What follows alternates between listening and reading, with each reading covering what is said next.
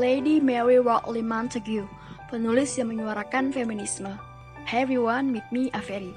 Belajar bareng tokoh feminis yuk, kan tak kenal maka kenalan. Karena dengan mengenal terbelakang dan alur kehidupan seseorang, kita bisa sedikit mengetahui corak pemikirannya. Kita mulai ya. Lady Mary Wortley Montagu lahir pada tahun 1689 di London, Inggris.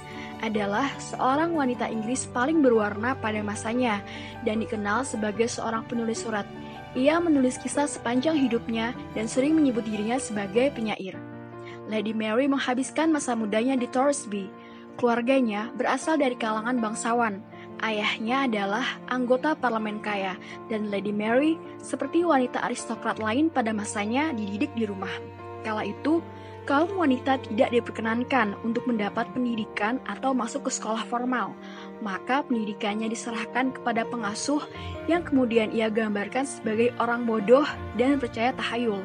Oleh karena itu, Lady Mary berniat mendidik dirinya sendiri. Di perpustakaan ayahnya, ia diam-diam belajar sendiri bahasa Latin, dan pada 710 dia telah menerjemahkan Epictetus Enchiridion dan mengirim sarinannya ke seorang uskup London dengan sepucuk surat yang menganjurkan hak perempuan untuk pendidikan formal. Dengan ambisi dan frustasinya sendiri akan pendidikan yang terabaikan, akan menuntunnya untuk menjadi penggiat pendidikan bagi wanita seumur hidupnya. Pernyataannya tentang topik pendidikan wanita sekaligus berkaitan dengan pengembangan intelektual, peranan, dan tempat perempuan terpelajar dalam masyarakat, sehingga ia menyarankan agar anak perempuan didorong untuk belajar. Montagu pada dasarnya dikenang sebagai penulis surat yang produktif, juga sebagai penulis esai, feminis, traveler, dan eksentrik. Pandangannya tentang perkawinan dan pendidikan telah membuat sejumlah kritikus modern menyatakan bahwa ia adalah salah satu ibu pendiri feminisme. Dalam salah satu suratnya, di To the Bishop of Salisbury, Montagu menulis, "Nyaris tidak ada karakter di dunia yang lebih tercela atau lebih mungkin ditertawakan secara universal daripada seorang wanita terpelajar." Kata-kata itu menyiratkan, menurut pengertian yang ada, makhluk yang mengoceh, tidak sopan, sia-sia, dan tersembunyi. Saya percaya tidak ada orang yang akan menyangkal bahwa belajar mungkin memiliki efek ini, tapi itu haruslah pada tingkat yang sangat dangkal. Lady Mary menikah dengan Edward Montley Montagu di Salisbury pada 23 Agustus 1712. Ia meninggalkan London pada Agustus 1716, menemani suaminya yang diangkat sebagai duta besar untuk Konstantinopel, Kerajaan Ottoman. Perjalanan Lady Mary ke Turki terbukti menjadi salah satu peluang terkaya dalam hidupnya. Ia meletakkan dasar keahlian dalam budaya Turki. Dalam 3 minggu ia berada di Beograd dengan seorang effendi atau sarjana Islam, yang dengannya ia memiliki percakapan luas tentang bahasa-bahasa oriental, sastra, agama, dan kebiasaan sosial. Sekembalinya ke Inggris, ia menyusun surat-surat kedutaan besar Turki berupa buklet yang dipoles dan diedit, kemudian membagikan naskah itu di kalangannya, termasuk Paus, Edison, Steele, dan tokoh-tokoh sastra lain pada zamannya.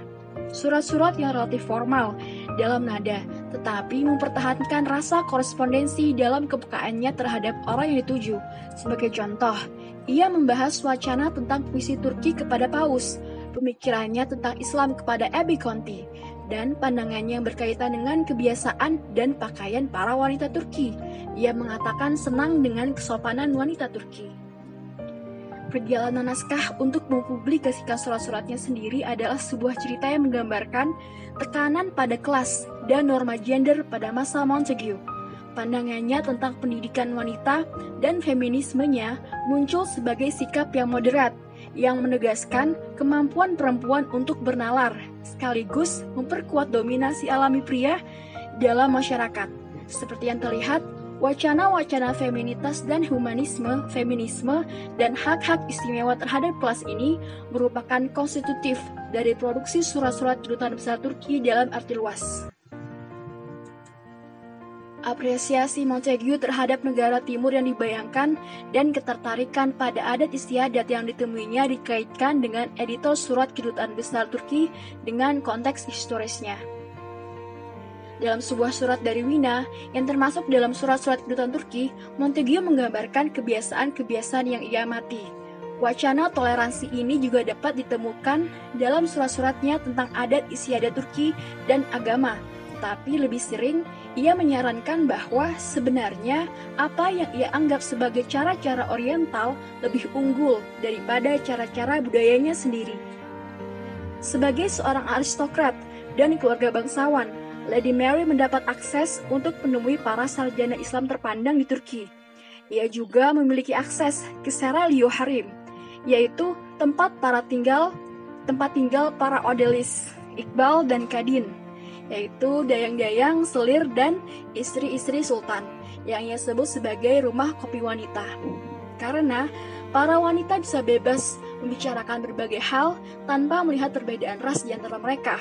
Kemudian ia membandingkan wanita Turki dengan hidupnya di Inggris. Ia menulis, para wanita Turki tidak melakukan satu dosa sedikit pun karena tidak menjadi orang Kristen.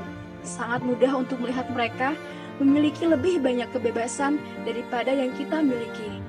Ia bahkan membantah kalangan yang memiliki imajinasi liar dengan mengatakan bahwa harim adalah sebuah tempat di mana lesbianisme berkembang. Montague counters the idea that these feminine spaces are in any way improper. She emphasized the modesty and good breeding of the women she encounters there, portraying the bath as a communal space where the markings of rank are stripped off and where women are able to consort, in claiming that the bath represents the woman's cafe house.